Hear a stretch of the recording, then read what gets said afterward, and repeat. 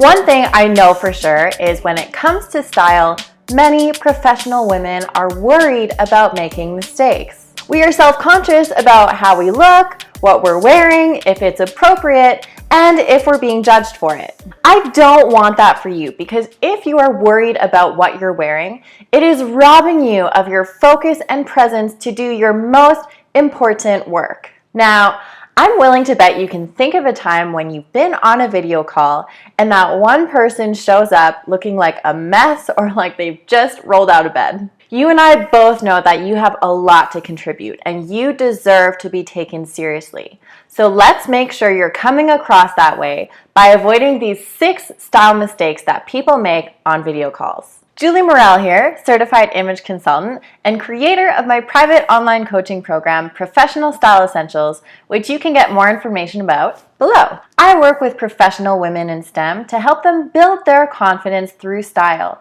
so they can feel confident in their skin, make a positive first impression, and get noticed for their incredible value. If you're here for all things confidence and style, be sure to hit subscribe to catch all my new videos.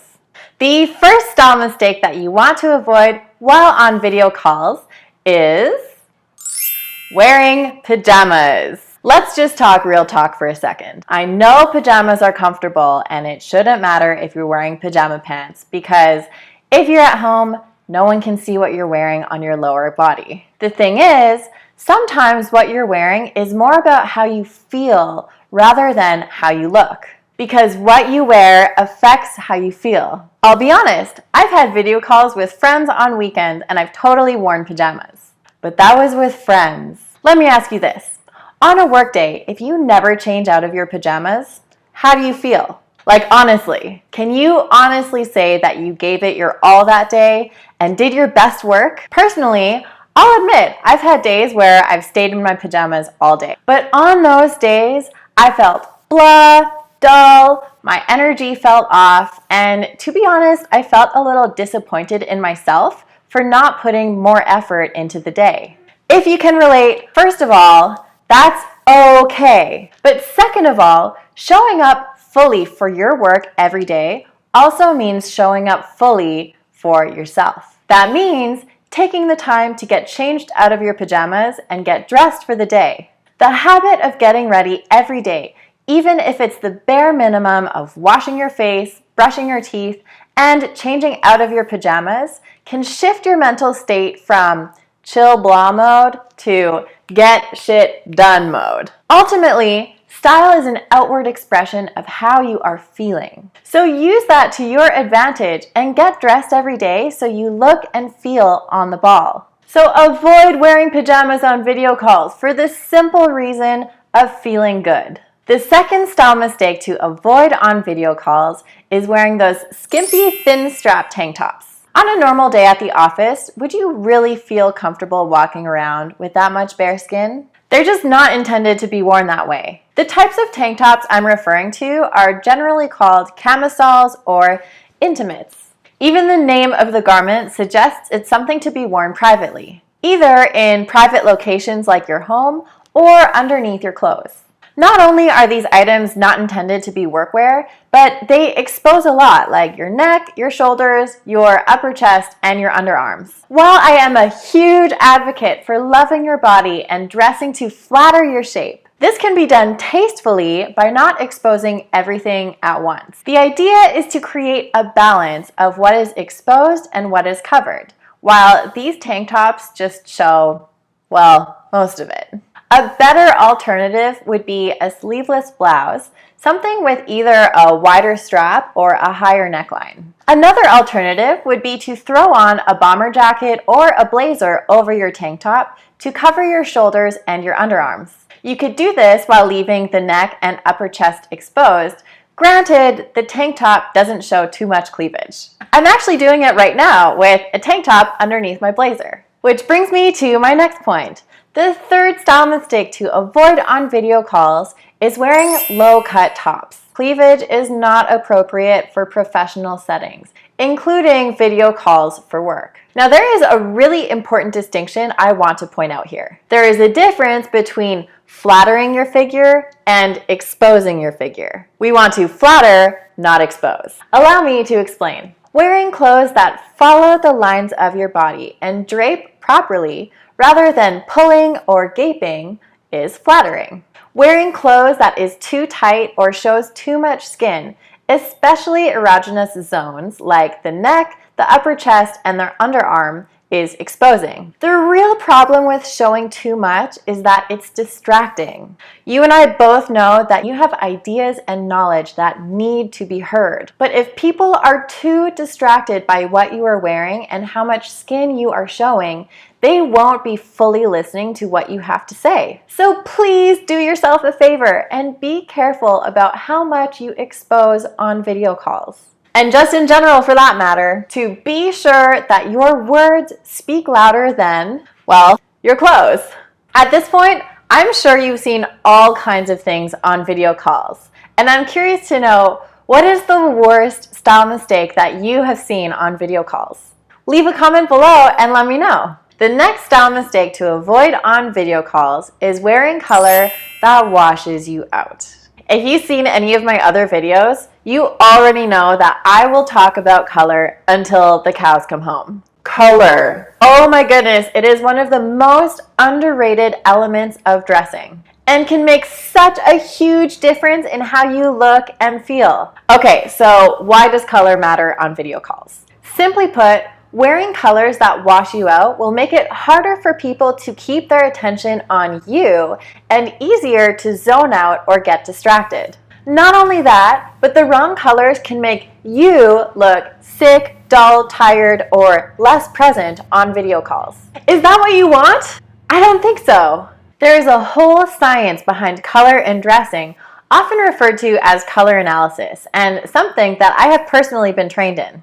With my clients in my private coaching program, I'm able to help them understand their natural coloring and how to enhance it with the colors they wear. Essentially, the natural coloring of your skin, hair, and eyes are made up of pure pigments from the color wheel. If the colors you wear enhance your natural coloring, they will make you look happier, healthier, well-rested, and more vibrant. If the colors you are wearing diminish your appearance, they will make you look dull, washed out, and tired. Pro tip, if you find that you generally get complimented when you're wearing specific colors, that's a really good hint as to what colors enhance your natural coloring. If you've ever been asked if you're feeling tired or sick, even when you're not, that's a really good hint that the colors you were wearing at that time may have been diminishing your appearance. The fifth style mistake to avoid on video calls is a messy hairstyle, because your hairstyle contributes to your overall style.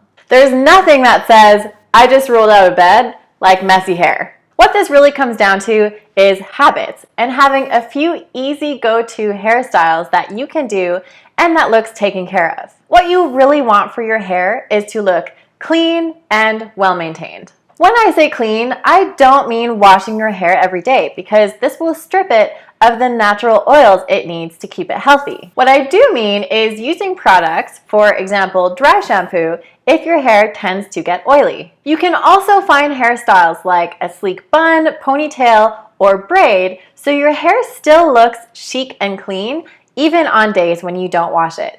When I say maintained, this will vary greatly depending on your hair. It'll depend if your hair is curly, wavy, straight, some combination of those, and on the length of your hair. Different types of hair will involve different levels of maintenance and time to style it. It'll vary significantly, so the key here is to set a baseline standard for yourself with your hair. For example, what that means for me is 10 minutes every day. If my hair is freshly washed, I'll typically wear it down, so I'll brush it and then either straighten it or add curls or waves. If it's day 2 or 3 hair, I'll typically brush it, maybe spray in some dry shampoo, add a few strategically placed curls or waves, or do some kind of updo. Like I said, it's about having that baseline standard that you can maintain on a daily basis by having a few easy go-to hairstyles. Last but not least, the sixth style mistake to avoid on video calls is wearing hats. Of all the offices I've worked in, not one of them has allowed hats in the office. And unless you're working out in the field or on a job site, I can't really think of any other situations that would really call for a hat. So when you're on video calls for work, there likely wouldn't be a situation that would call for a hat either. Plus, you'll likely be at home anyways.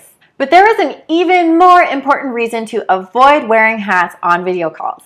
A very important part of communication is body language and facial expressions. And a very important part of reading body language and facial expressions is being able to see someone's whole face and make direct eye contact.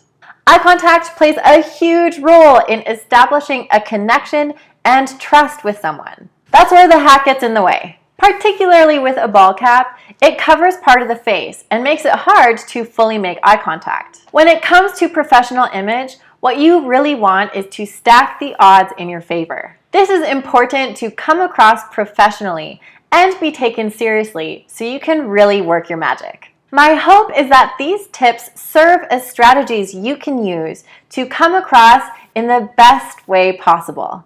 In this video, I shared 6 style mistakes that you can use to stack the odds in your favor, to come across as professional, competent, and to be taken seriously by your colleagues. But if you are wondering what you really need for a professional wardrobe, be sure to download my checklist of the 17 essential items for a core professional wardrobe so that your wardrobe can be minimal and practical. You can download it by clicking the link in the comments. I hope this video gave you some practical tips about style mistakes to avoid on video calls that you can use as you continue to grow professionally. If you did, I would love to know what your biggest takeaway was from this video. Be sure to like this video and don't forget to subscribe to my channel for more confidence and style gold coming your way. I hope this video gave you some practical tips.